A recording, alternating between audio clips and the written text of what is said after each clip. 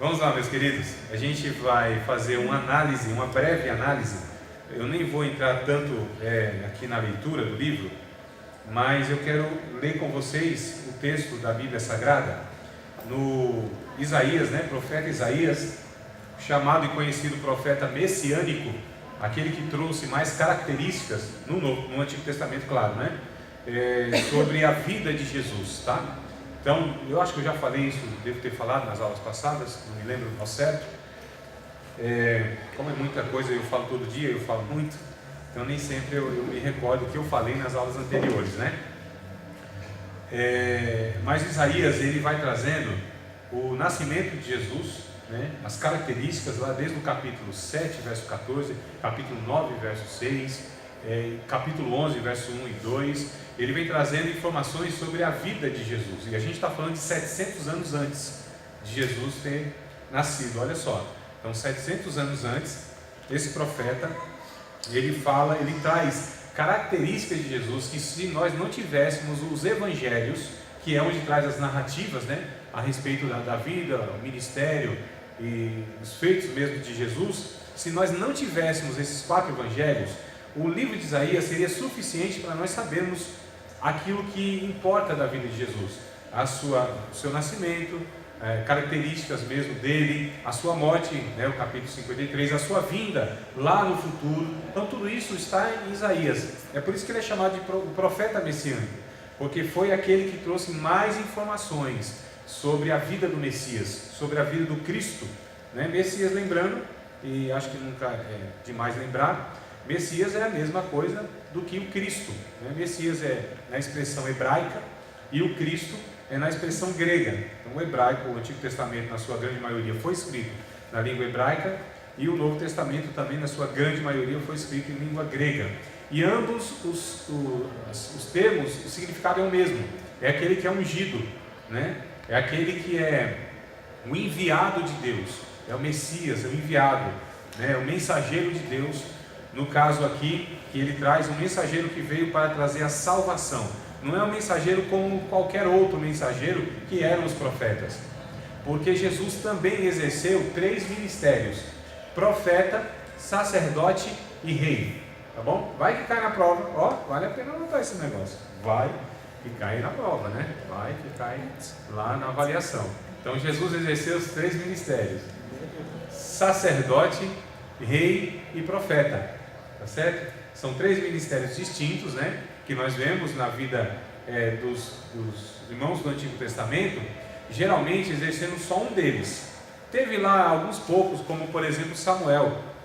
Samuel, de fato, ele foi, aliás, Samuel acho que é o único com essa semelhança de Jesus, de exercer 3 ofícios, em uma pessoa só. Samuel, ele foi profeta, ele também era sacerdote, e ele também foi juiz, o último juiz de Israel. Então o juiz é uma semelhança de juiz e rei, porque o juiz era aquele que governava, só que de uma maneira muito limitada, geralmente era circunscrito à sua tribo ali, não é que ele julgava toda a nação de Israel. Então geralmente era a sua tribo que julgava o juiz, ou os juízes. Durante 400 anos, os juízes, o livro de Juízes, na verdade, que precede o livro de Ruth, que precede o livro de Samuel, de onde ele aparece. Então foram 400 anos esse período. Então olha só, nós temos um livro que vai relatar 400 anos do período da história de Israel. E aí Samuel então aparece exercendo o sacerdócio, o profetismo e o juizado ou o reinado, aí limitado. Então Jesus também, a semelhança do Samuel, ele exerce 3 ofícios: rei, sacerdote e profeta. Lembrando que muitos dos vultos do Antigo Testamento, eles apontavam de alguma maneira para Jesus. Então o Davi, por exemplo, era aquele que apontava para Jesus. Jesus seria da raiz de Davi, de Jessé no caso, que era o pai de Davi, mas o reino de Davi seria estabelecido para sempre em Jesus, em Cristo. Inclusive Jesus vem da mesma tribo de Davi, que é a tribo de Judá. Moisés, por exemplo, ele disse assim: olha, Deus levantará um profeta semelhante a mim, todo aquele que não ouvir será extirpado do povo de Israel. Então ele comparou Jesus como semelhante a ele, em um aspecto, claro, né? Não tem comparação exata, não tem comparação à altura, mas são pessoas que, de alguma maneira, nós chamamos de tipo, né? Eram tipologia, ou seja, apontava para Jesus. Os sacrifícios, todos eles apontavam para Cristo, e foi o sacrifício perfeito. Eis aí o Cordeiro de Deus que tira o pecado do mundo, o que disse João em João Batista, em Evangelho de João, o evangelista, no capítulo 1, acho que é verso 39, né? Se vocês puderem conferir aí, amados, já vai gravando aqueles versículos que vocês vão falar na hora da chamada, e eles vão contribuir para aqueles 31.173 versículos que vocês têm que decorar até o final do curso. Eu creio, mano, o professor é crente, crê nessas intervenções miraculosas de Deus no coração dos alunos, né? 31.173 versículos, para ser, olha aí, nós temos aí mais de 2 anos e pouco para frente, tranquilo, né, mano? Tem tempo, falta de tempo, não pode dizer que foi. Aliás, falta de tempo é um negócio que a gente reclama demais, né? Reclama demais. John Stott, se não me falha a memória, foi John Stott. Ele disse que as redes sociais servirão na eternidade para uma coisa: para provar para os crentes que eles tiveram tempo para orar. Vamos lá, Isaías capítulo 53, é isso mesmo, 1:39 lá do João, eis aí o Cordeiro de Deus? Não. 1:36, eis aí o Cordeiro de Deus, tira o pecado do mundo? É? 1:36, amado? Rapaz, eu jurava que era 1:39, falei com tanta convicção. Então é 1:36 de João, né? Pode ler, amado, por gentileza, por favor. Na verdade, e vendo passar a Jesus, disse: eis aqui o Cordeiro de Deus. Exato, é isso mesmo, é 1:36. Então 1:36, amado. 1:36 está escrito aí: eis aí o Cordeiro de Deus que tira o pecado do mundo. Então, sacrifícios apontava para Jesus, que era, inclusive Hebreus capítulo 10 também vai dizer que ele, uma vez e por todas as vezes, ele foi oferecido como único e suficiente sacrifício e não precisaria de mais nenhum outro. Então ele é o sacrifício. Os sacrifícios apontavam para Cristo. Muitos personagens da Bíblia, do Antigo Testamento, apontavam para Cristo. Melquisedeque, por exemplo, né? O próprio Moisés, como eu disse, de alguma maneira o Samuel, o Davi e tantos outros apontavam. A liturgia, a própria montagem do tabernáculo, no seu layout. Já pensou Moisés escrevendo assim? O layout do tabernáculo? Isso tudo apontava para Cristo de alguma maneira. Então tudo apontava para Cristo. Todos os profetas no Antigo Testamento, eles morreram, mesmo não vendo o Messias, mas acreditando que o Messias viria. Então todos eles foram salvos por crer, ou seja, foram salvos pela graça de Deus por meio da fé que o Messias viria. Lembra de Jó? Jó, a gente precisa lembrar que ele está lá atrás na história, embora o livro esteja quase no meio da Bíblia, mas Jó é contemporâneo de Abraão, né? Então, Abraão, que aparece lá em Gênesis no começo, e Jó, no seu livro lá no meio da Bíblia, mas eles são contemporâneos. E aí o Jó, ele diz assim: eu sei que o meu Redentor vive, e que por fim ele se levantará sobre a terra. Então esse Redentor, esse resgatador, essa semente da mulher profetizado, e a gente chama de o proto-evangelho, o primeiro evangelho anunciado, que está em Gênesis capítulo 3 e verso 15, pela boca do próprio Deus, dizendo que ele levantaria e esse que iria esmagar a cabeça da serpente, né? Então a gente percebe que Jesus, ele vem sendo mostrado, apontado, tipificado em todo o Antigo Testamento. E aí o Novo Testamento, então, Jesus, ele vem como essa figura histórica e como Messias anunciado, não só anunciado, mas explicitado, escancarado, né? E aí Deus de fato falou de muitas maneiras aos pais lá pelos profetas, mas no Novo Testamento ele vem falando pelo Filho, que é a expressão máxima da pessoa de Deus. Não tem como nós nos aproximarmos mais do entendimento de quem é Deus, tá certo? Não tem outra forma. Deus não escolheu outro meio, né? Nem que ele não tem, mas ele não escolheu outro meio para nos revelar mais a sua pessoa que não fosse o próprio Cristo, porque nele está o paradigma do ser humano perfeito como deveria ser e de Deus como de fato ele é. Claro, certa limitação, porque Deus não se revelou na sua plenitude da sua glória, né? Mas nele, Jesus, habitava toda a plenitude da glória de Deus. Nele, em Jesus, habitavam todas as características da santidade de Deus, da moral de Deus, da ética de Deus, não é? Agora, lógico que tinha algumas limitações, porque tem esse fenômeno e esse negócio esquisito que a gente não consegue pensar em um só ser, há duas naturezas.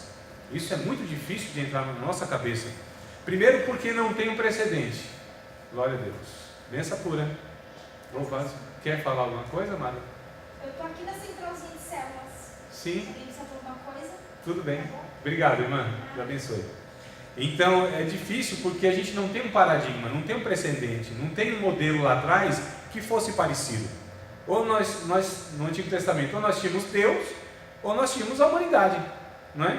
Então Deus a gente até sabia pelas manifestações, epifanias e etc e tal, pelo anúncio dos profetas, e a humanidade não precisa nem falar, né? O ser humano, só olhar no espelho a gente já sabe quem é o ser humano, né?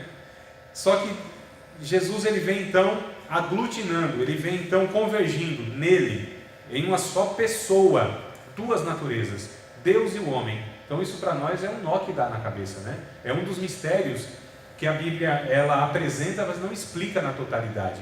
É muito interessante pensar nisso. Mas vamos lá. Alguma pergunta até aqui, não?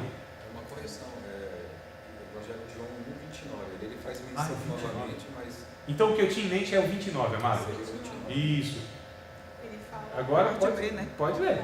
No dia seguinte, João viu a Jesus que vinha para ele e disse: Eis o Cordeiro de Deus que tira o pecado do mundo. Isso, eu tinha alguma coisa nova na cabeça. O 36 é quando João e o irmão dele seguem a Cristo. Sim, aí João também. aponta Isso, aquele que veio de Nazaré e tal, né? Não pode vir alguma coisa boa de Nazaré. Mas então é 1:29, né? Coisa boa. Então, nem você nem eu acertamos. Então tá bom. Obrigado, amado, pela correção. Porque eu já ia repetir isso aqui na aula que vem, em outro lugar, que eu aprendo aqui, né? Então o irmão ia me ensinar que era assim, eu acreditava. Mas vamos lá, Isaías capítulo número 53, eu quero fazer uma breve e um tanto quanto superficial análise de todo o capítulo, tá bom? Que são apenas 12 versículos, então dá tranquilo para a gente estar lendo e discorrendo aqui. Quem deu crédito à nossa pregação? E a quem se manifestou o braço do Senhor? Olha só, porque foi subindo como renovo, perante ele como raiz de uma terra seca. Não tinha parecer nem formosura, e olhando nós para ele, nenhuma beleza víamos para que o desejássemos. Olha que coisa interessante, amados. O verso 1 e 2 vai falar que Jesus não tinha aparência desejada. Tá certo? Jesus, ele foi visto na cruz do Calvário, e aí os judeus o rejeitam, porque quem desejaria um rei crucificado, vencido, espancado, condenado, fragilizado, exposto à vergonha? Quem é que desejaria um rei desse jeito? Então olharam para Jesus e disseram: nós não desejamos esse rei, ninguém desejaria. Então humanamente olharam para Jesus, e de fato, porque essa profecia diz a respeito, não é da aparência física de Jesus na sua vida em si, mas é justamente desse momento na cruz do Calvário, onde de fato, inclusive fisicamente, ele está desfigurado. Tá certo, amado? Ele está desfigurado. O próprio Isaías, voltando um pouquinho, então o verso 1 e 2, eu quero enfatizar isso. Ele não tinha aparência, né? Sem aparência desejada, melhor dizendo. Aqui no capítulo de número 50, Isaías, só voltar umas 2 páginas aí, no verso 6, olha que coisa interessante. Diz assim, Isaías 50 e verso 6: As costas dou aos que me ferem e a face, aos que me arrancam os cabelos, não escondo a face dos que me afrontam e me cospem. Olha que profecia também clara a respeito daquele acontecimento. Então aqui o texto vai dizer que até a barba de Jesus arrancaram. Olha que coisa interessante. Eu não sei se a versão de vocês é diferente. Aqui está cabelos, mas não é cabelo da cabeça, é cabelo da barba, tá bom? Não sei se você pode me ajudar, se tem uma versão que traz essa informação. Então até a barba de Jesus arrancaram, os pelos, e isso era um sinal de desonra, porque a barba para o judeu, ele tinha, de fato, a gente pega na Bíblia Sagrada, principalmente no Antigo Testamento, por exemplo, quando, acho que foi na barba, inclusive do rei Davi, e um dos homens lá pega, né, e ainda dá um beijo nele e tal. Então tinha essa prática cultural, a questão da barba. Alguns rasparam a barba e tal. Então aqui é lógico que é cultural o significado e é simbólico. Mas Jesus então desonraram fazendo isso, né? feriram, cuspiram nele, açoitaram Jesus. A gente vai falar depois sobre o sofrimento. Talvez eu tentar detalhar esse sofrimento de Jesus para que a gente entenda que o que Jesus sofreu fisicamente é algo até impensável, irmãos. É algo assim muito mais... Quem assistiu A Paixão de Cristo do Mel Gibson, aqueles anos passados, né? Não foi um negócio assim, só para ali a já viu que um ser humano ser torturado daquela forma é algo muito degradante. Foi de fato, em dado momento da história, abolido a tortura ou a morte por crucificação, porque de fato ela era algo, o processo, né, era algo assim era muito cruel, era algo muito desumano, mais do que todas as outras formas o empalamento era um negócio muito complicado, o fuzilamento, a câmara de gás, cadeira elétrica e tantas outras formas. Olha como o ser humano é perverso. Não é só matar, né? É com rito de crueldade. Olha só. Então, mas a crucificação entre todos esses foi de fato reconhecido até por essas pessoas cruéis como sendo algo que não deveria ser mais aplicado, né? Tanto é que o romano não era crucificado, né? Só o estrangeiro. Mas é uma profecia também lá do Antigo Testamento, não me recordo exatamente agora, se alguém souber, por favor, contribua aí, dizendo que maldito todo aquele que era pendurado na cruz, né? Então ele foi tido como um maldito de Deus. Jesus, ele foi crucificado para os judeus como sendo aquele que era rejeitado, que não era desejado de fato, e para os romanos como um criminoso, né? E ele foi, e a gente vai falar sobre esse aspecto também, mas não tinha nenhuma aparência desejada nele, porque olhava para Jesus. Amados, hoje sinceramente, quando se prega a mensagem do Evangelho puro, o Evangelho como tem que ser pregado, não é assim, Jesus não é um líder desejado, de fato, né? Esse líder que fala assim, você vai ter que sofrer, o ápice de você me seguir é ser levado ao martírio.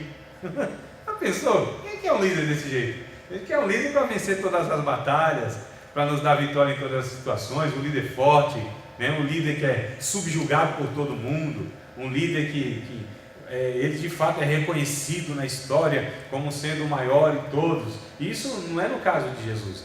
Então a proposta de nós seguirmos a Jesus, na ótica humana, é um fracasso, amados. É um fracasso. Ou você virar a face para quem te bateu na outra, ou você perdoar a pessoa tantas quantas vezes for necessário e ela te ofendendo, a gente renunciar para prazeres, inclusive permitidos, lícitos, mas quando é para a contribuição do Evangelho, a gente renuncia, não é? A gente ser esse povo que coloca o seu direito pessoal de lado em favor da comunidade, a gente que se propõe a ajudar pessoas que nos maltratam, a orar por aqueles que nos maltratam, a falar bem de quem fala mal da gente. Então olha só, essa proposta, ela não é atraente humanamente falando, não é? Só quem entende de fato e foi alcançado pela graça de Deus e foi transformado pela ação do Espírito Santo é que encontra sentido nessas coisas. Então quando a gente vai falar de Jesus para muitas pessoas, eu entendo que a priori não é fácil elas abraçarem essa ideia, não é? Se o Espírito Santo não agir mesmo, não quebrantar o coração, se essas pessoas não forem tocadas pela graça de Deus, o raciocínio só não basta, porque o raciocínio humano, inclusive, ele foge dessas coisas. Todas as pessoas, e não é que nós gostamos do sofrimento, nós encontramos sentido, propósito no sofrimento. Sabemos que quando a gente sofre por aquilo que é de Deus, né, a gente entende que aquilo é louvável, aquilo vale a pena, mas ninguém tem prazer do sofrimento pelo sofrimento. Isso são os masoquistas. Nós somos masoquistas. Eu não acho que é bom quando eu sofro, né? Não vejo virtude na desgraça, na miséria, no sofrimento, na perseguição, a não ser que isso redunde em muitas glórias a Deus, a não ser que isso sirva para levar muitas pessoas a Cristo, a não ser que isso esteja servindo na minha vida para me moldar o meu caráter da semelhança de Jesus, a não ser nesses casos, e alguns outros mais.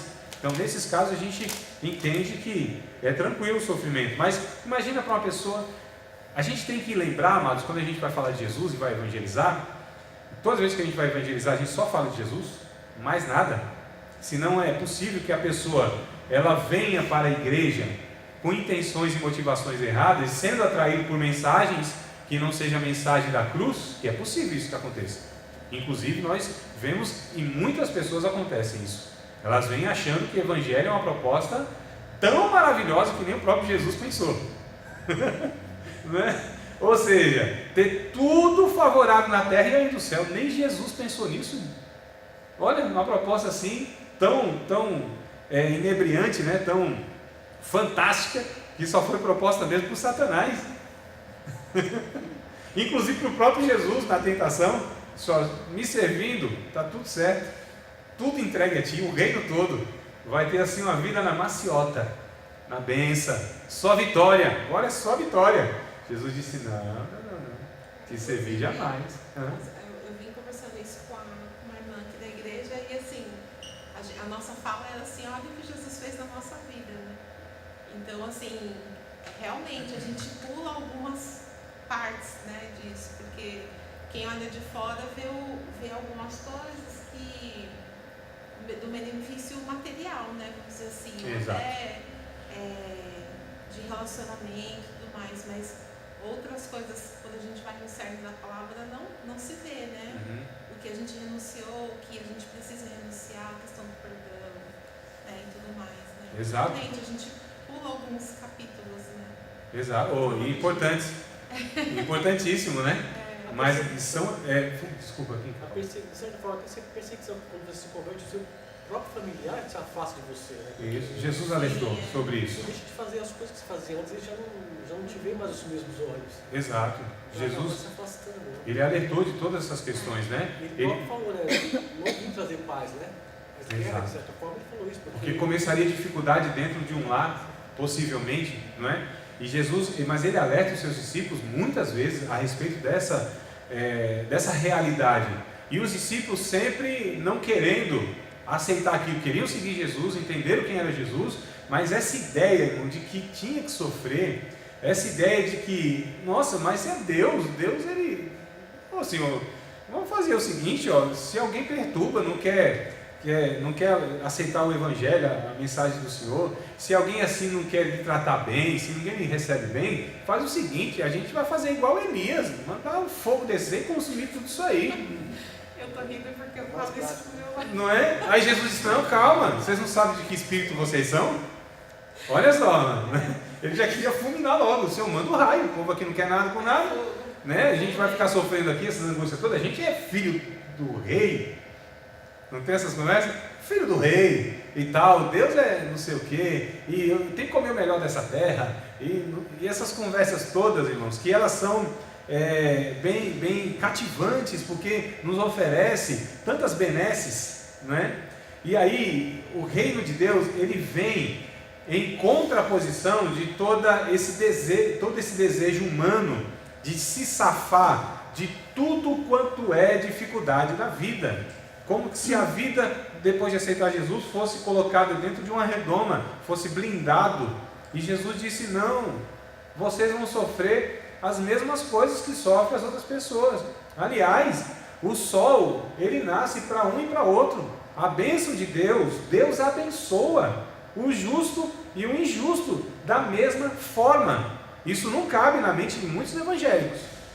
Ah, André, calma aí, agora o negócio ficou meio estranho. Como que Deus vai abençoar o filho do cão e eu que sou filho dele da mesma forma? Ué, é o não entendimento de quem é Deus, né?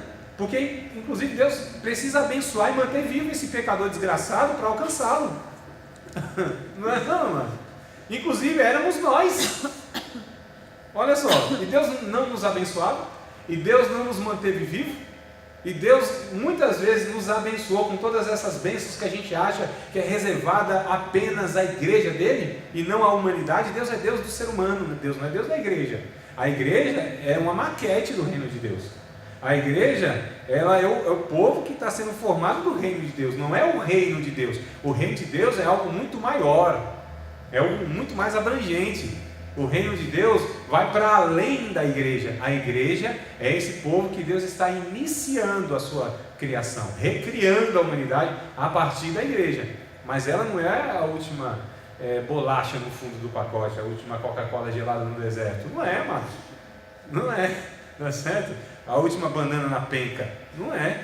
Então a gente precisa entender que quando Jesus vem, não é fácil os judeus aceitarem essa proposta, mas eu não estou justificando eles, tá? Jamais. Mas a gente precisa entender que Jesus veio justamente o contrário do desejo de qualquer sociedade humana, inclusive aquela que estava sendo oprimida nos impostos, né? Pelo qualquer semelhança nossa é mera coincidência, né? Esse negócio oprimido era quase um Brasilzão, né? Aquele Jerusalém, aliás, o Império Romano, né? E eles oprimidos pelo Império Romano, diversas formas. Então eles queriam quem? Um libertador. Por que Judas ele segue Jesus? Por que Simão o Zelote, que fazia parte de uma espécie de grupo revolucionário, né? Seriam os radicais daquela época, que queriam a libertação de qualquer forma de Jerusalém? Por que eles acharam assim, excelente seguir Jesus? Tanto é o Judas, Simão não, mas o Judas, ele quando viu que o negócio não ia dar pé, quando viu que Jesus não ia atender aquela expectativa dele, foi lá e prendeu Jesus, né? Então Judas olhou assim e falou: não é esse não é o que eu esperava não. Então a gente vai fazendo essas avaliações e chega a essa clareza. E Jesus, então, só para não perder o fio da meada que eu quero aqui passar, é que quando a gente fala de Jesus, na mente das pessoas não é algo fácil. O Evangelho não é algo que é humanamente compreensível, no sentido que não precisa da revelação divina, tá certo? Você querer que a pessoa humanamente, um raciocínio sem a intervenção miraculosa do Espírito Santo entenda, é algo injusto. Imagina só, na cabeça, eu vou exagerar um pouco aqui, não é exatamente assim que a gente prega, mas na cabeça quer dizer, a gente entende com clareza hoje, né? Mas a gente não leva em consideração a pessoa que está ouvindo. A gente chegar para uma pessoa assim e falar assim: ó, Jesus, o meu Senhor, foi crucificado, nasceu de uma virgem, morreu e ressuscitou no terceiro dia, subiu o céu e disse que ia voltar voando para buscar a gente. Essa mensagem é de doido? É ou não é, amados? O que vocês acham? Não é de doido? Sinceramente, amado, põe assim no papel do raciocínio. Não é não? Nascer de uma virgem. José, você é inocente, sabe nada.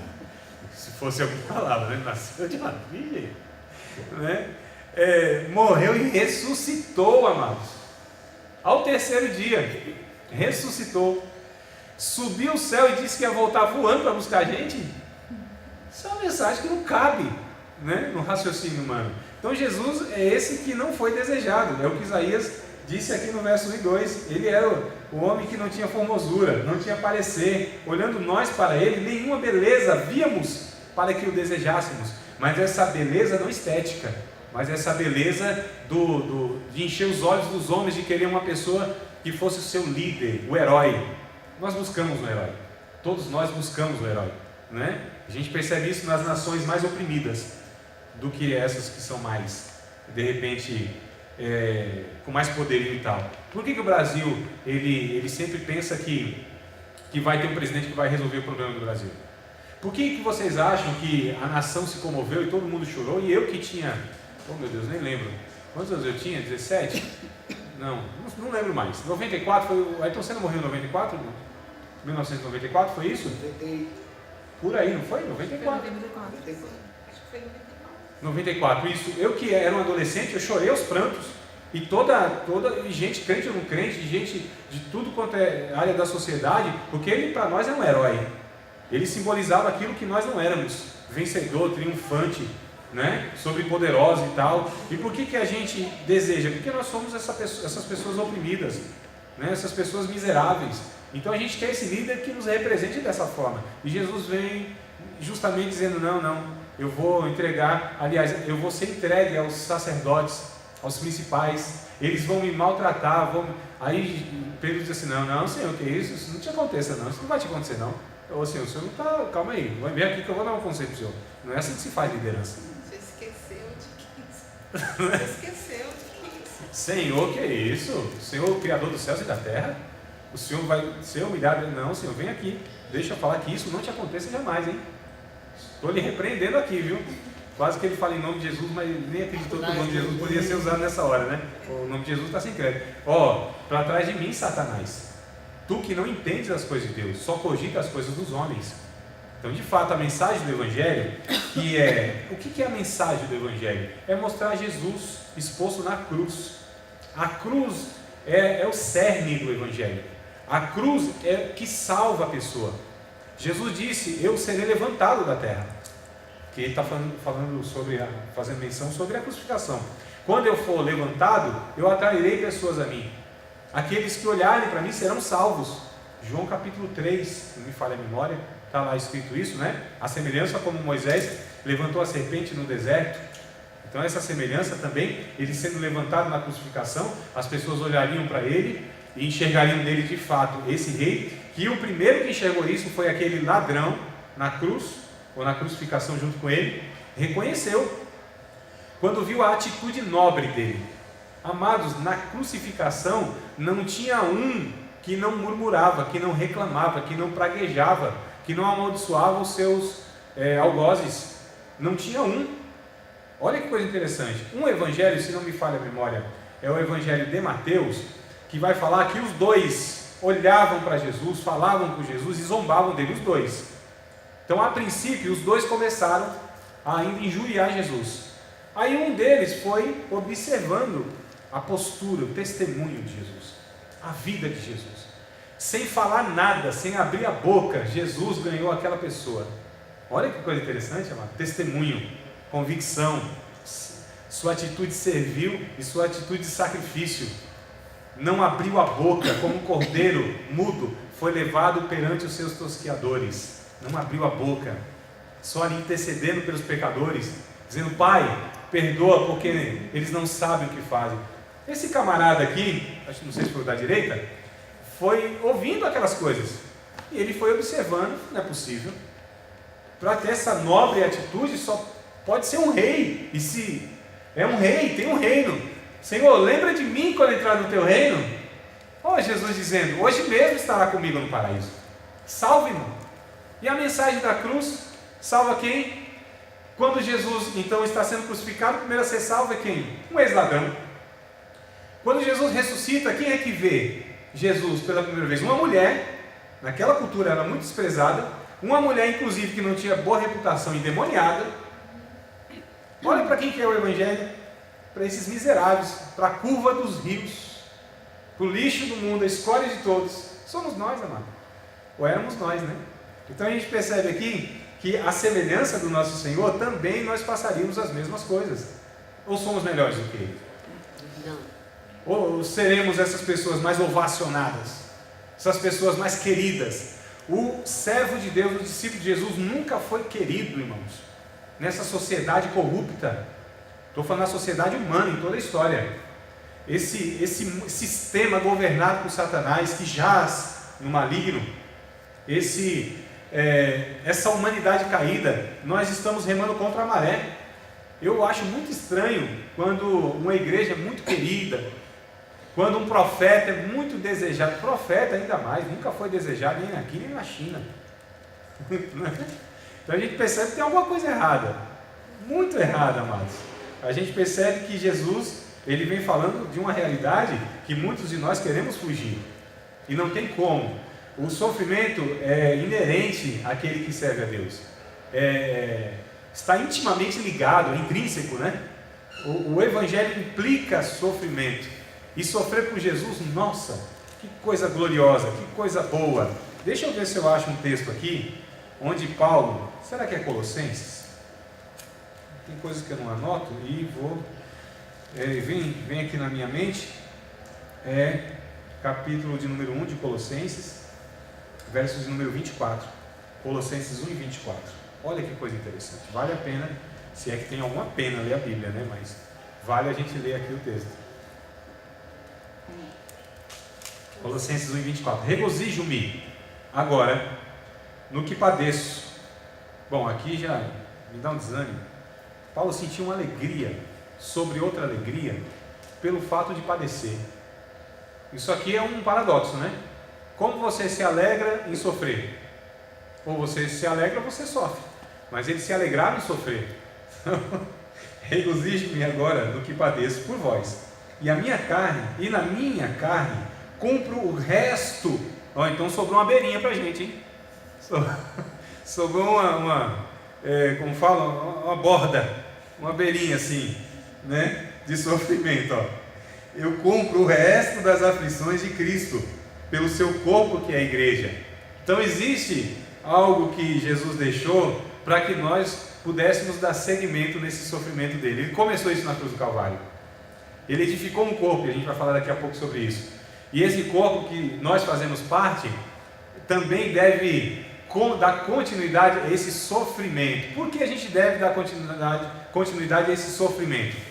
Porque o Espírito Santo que habita nesse corpo, que somos nós na questão individual e no coletivo, o Espírito Santo geme pelos pecadores, geme por esse pecado ter afetado e ter prejudicado essa criação. Então é por isso que nós sofremos, irmãos. O cristão é aquele que mais sofre neste mundo, o discípulo de Jesus, e quanto mais comunhão com Deus, quanto mais entender o Evangelho, quanto mais ter a clareza da mensagem da Bíblia, mais sofrimento vai acarretar para a sua vida. Quanto mais comunhão com Deus, quanto mais vida de oração, quanto mais fazer a vontade de Deus, mais sofrimento inevitavelmente ele vai ter sobre essa terra. Olha só, parece que a mensagem é o contrário disso que estão dizendo aí, né? Está sofrendo porque está orando pouco? Está sofrendo porque está em pecado? Parece que eu estou ouvindo aqui os amigos de Jó dizendo isso. Não é, irmão? Amigos de Jó dizendo essas coisas. Tem algum pecado enrustido aí, Jó? Confessa, tem alguma coisa errada. Não é possível um homem sofrer desse jeito. Nunca se ouviu na história um homem sofrer dessa maneira. Tem algum pecado enrustido, Jó? Confessa o pecado. Olha, amado. Então isso é uma visão, de fato, para aquele que não conhece o Evangelho. Porque quanto mais próximo de Deus. Eu lembrei agora de um hino da harpa, eu ia falar harpa sagrada. A harpa não é sagrada não, a Bíblia que é sagrada. A harpa cristã, não sei quantos de vocês conhecem, que é aquele bem-aventurado que confia. Lembram? Alguém lembra desse? Bem-aventurado que confia no Senhor como fez Abraão. Ele creu ainda que não via, e assim a fé não foi em vão. É feliz quem segue fielmente nos caminhos santos do Senhor. Na tribulação é paciente, confiando no seu santo amor. Os heróis da Bíblia Sagrada não levaram logo os seus troféus, mas carregaram sempre a cruz pesada, olha só, para obter poder dos céus. Aleluia seja a divisa do herói todo vencedor, e do céu mais forte vem a brisa que te leva ao seio do Senhor. Quando aqui as flores já fenecem, as do céu começam a brilhar. Quando as esperanças desvanecem, o aflito crente vai orar. Os mais belos hinos e poesias foram escritos em tribulação, e do céu as lindas melodias foram escritas na escuridão. Sim, confia tu inteiramente na imensa graça do Senhor, seja de ti longe o desalento e confia no seu santo amor. Olha que coisa linda, irmão. Lindo, bem-aventurado. Bem-aventurado quer dizer feliz. Feliz quem vive nessa perspectiva. A felicidade não está, amados, na verdade, em sofrer. A felicidade está no consolo que Deus traz sobre aquele que sofre. Aqui que está a bem-aventurança. Bem-aventurados que choram, porque serão consolados. Então, a bem-aventurança não está no choro, está no consolo.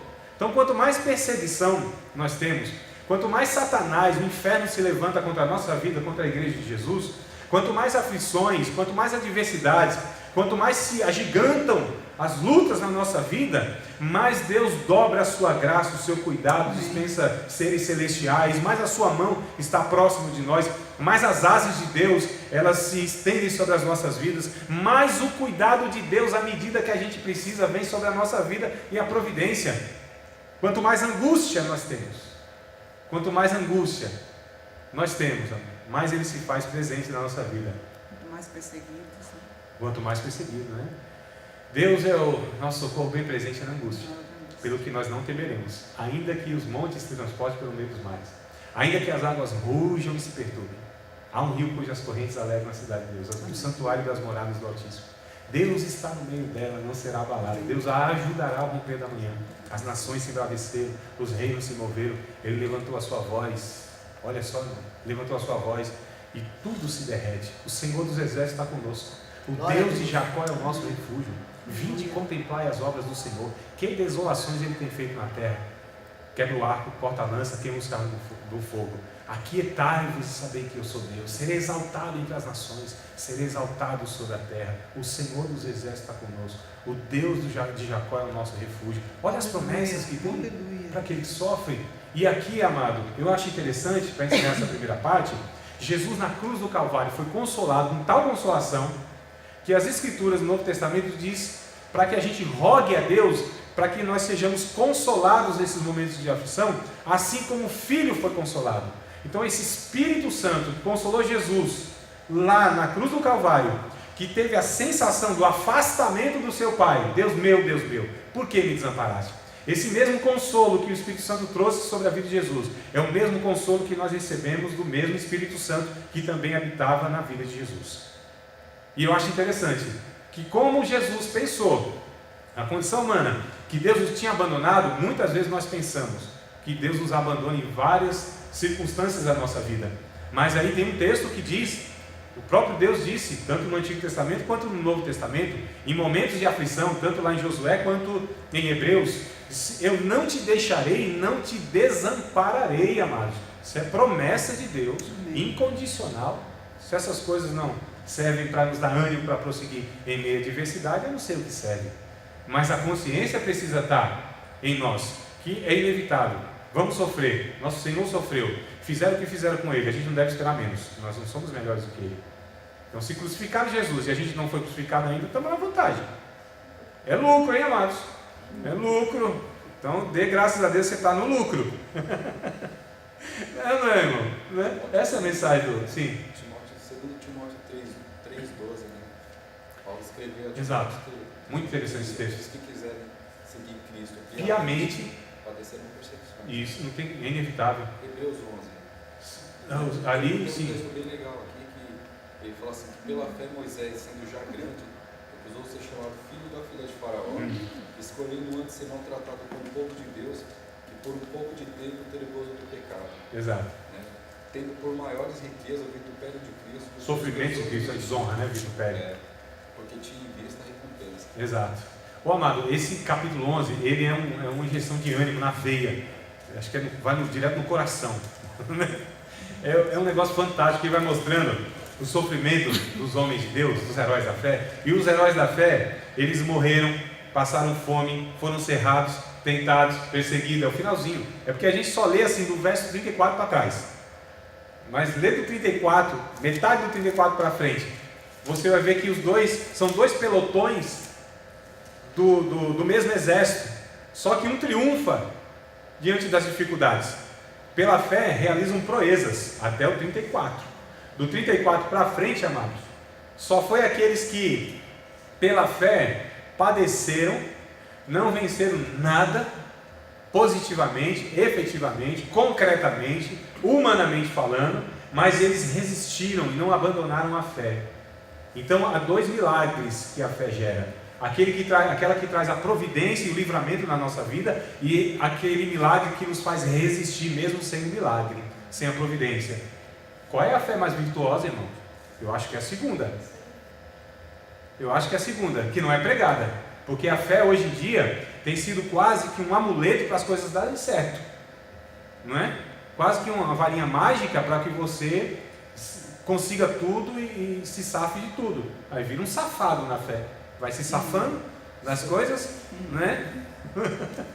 Vai se safando é o quê? Um safado, né? Vai se safando da fé, das angústias, das dificuldades, supostamente pela fé. Mas o capítulo 12, para concluir, amado, obrigado pela contribuição que me fez lembrar. O capítulo 12 vai dizer o seguinte: que nós não resistimos até o sangue ainda, né? Isso deve ser verso número 5, 6, alguma coisa assim. Nós não resistimos até o sangue ainda, ou seja, a gente ainda não foi crucificado, não foi martirizado. É o 4, né, varão? Então 12:4, que é a continuidade, porque o verso 40 vai falar desses homens que o mundo não era digno, né? E eles sem nós não iriam ser aperfeiçoados. E o capítulo 12 é a continuidade da fala, porque nós estamos rodeados de uma tão grande nuvem de testemunhas, e essa nuvem de testemunhas é esse pessoal aí do capítulo 11. E aí vai falando, olhando para Jesus, autor e consumador da nossa fé, aquele que desprezou a afronta por aquilo que lhe estava proposto, E aí então o autor dos Hebreus, verso 4, vai alertar: vocês não resistiram ainda até o sangue? Caminha aí, meu irmão. Levanta, sacode e porta. Essa é o Jesus.